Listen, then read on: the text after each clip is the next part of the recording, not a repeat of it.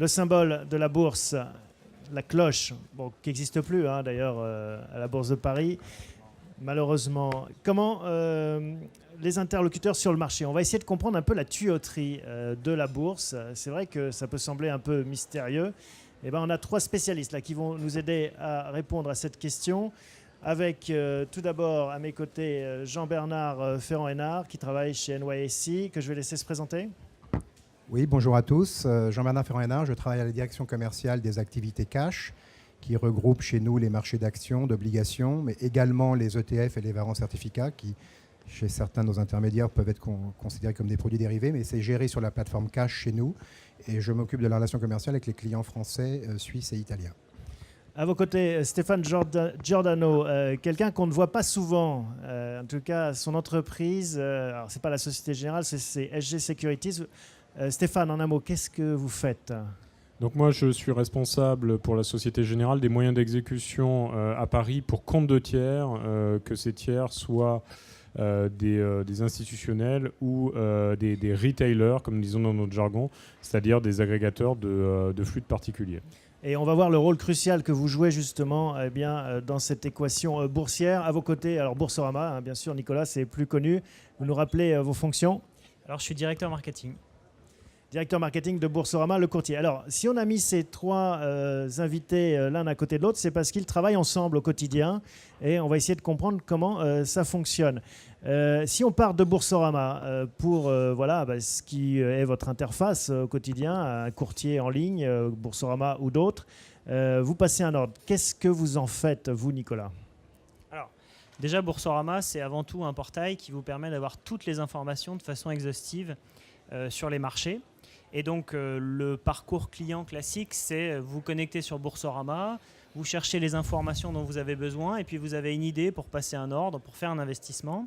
Et donc là, pour ça, il vous faut un compte Boursorama Banque. Ensuite, vous passez un ordre qui peut être plus ou moins complexe. Et finalement, de façon très simplifiée, notre rôle s'arrête là. C'est-à-dire qu'on transmet l'ordre à la Société Générale, en l'occurrence, pour qu'il soit ensuite exécuté. Donc, c'est là où vous récupérez le micro et l'ordre. Stéphane, comment ça se passe ? Qu'est-ce que vous en faites ? Donc nous, on a un certain nombre d'infrastructures qui vont nous permettre d'une part de récupérer effectivement les ordres adressés par notre client, à savoir Boursorama ou d'autres courtiers en ligne ou d'autres banques de réseau. Et en fait, ces ordres, on va les router vers des places d'exécution. Alors, au cas des ordres de particuliers, on a aujourd'hui une politique d'exécution pour ce qui est des ordres sur les valeurs françaises sur Euronext, dans la mesure où il nous semble que c'est la plateforme qui assure le meilleur compromis entre la probabilité d'exécution, la rapidité d'exécution, la robustesse technique, la transparence pré-trade, etc., etc. On assure donc le routage vers Euronext. Donc là, Jean-Bernard nous dira un petit peu comment ces ordres sont exécutés, c'est-à-dire à parier avec des intérêts inverses. Et ensuite, nous assurons la compensation, puis le dénouement vers le dépositaire, c'est-à-dire l'entité qui assure la conservation des titres et des comptes des clients finaux. Pour qu'on comprenne bien, vous, votre clientèle, vos contacts, ce sont des professionnels, ce sont des courtiers, des banques. Tout à fait.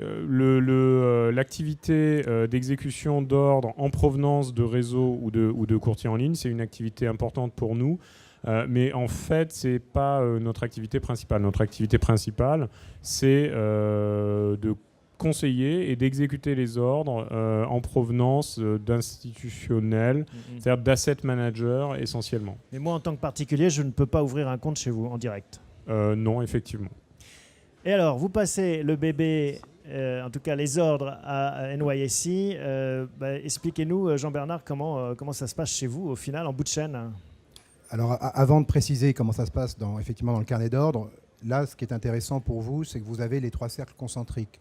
Le marché, la place de marché, donc Euronext, la Bourse de Paris. On a un réseau d'intermédiaires. On a 200 membres sur les marchés cash Euronext en Europe. Et donc, ce réseau d'intermédiaires, ce sont des banquiers ou des brokers, ce qu'on appelle dans le jargon le sell side, et eux-mêmes ont des clients. Donc là, en l'occurrence, le client d'Euronext, c'est Stéphane Giordano, Société Générale Securities, et lui-même a Boursorama Banque comme client. Donc nous, il nous arrive d'être en contact avec Boursorama, on peut se parler sur des problématiques produits ou marketing, mais en matière de marché, en matière d'exécution, notre client, c'est bien Société Générale. Donc ensuite, le métier de la bourse, donc nous sommes une plateforme électronique réglementée.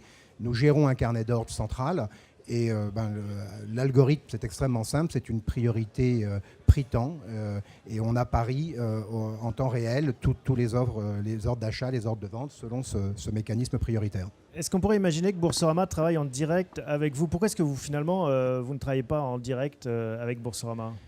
Alors, parce que c'est la liberté de Boursorama de décider en tant que broker en ligne s'il veut nous rejoindre en tant que membre de marché ou non.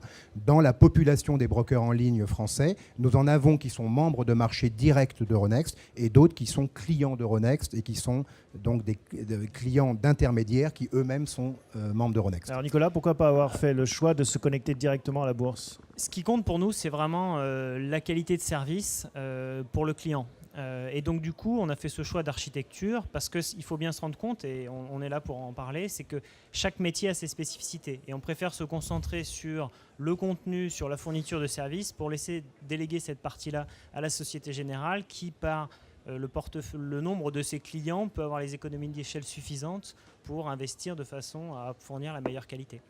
Et vous, Stéphane, en termes de service, quelle est votre plus-value dans cette chaîne en fait? Qu'est-ce que vous considérez comme important et sur quoi vous travaillez pour vos clients? Alors, il y a plusieurs réponses à cette question. Le premier point, c'est qu'un élément de valeur important qu'on apporte à nos clients, encore une fois agrégateurs de flux de particuliers, c'est le fait d'avoir une infrastructure technique spécifique pour ce type de flux-là.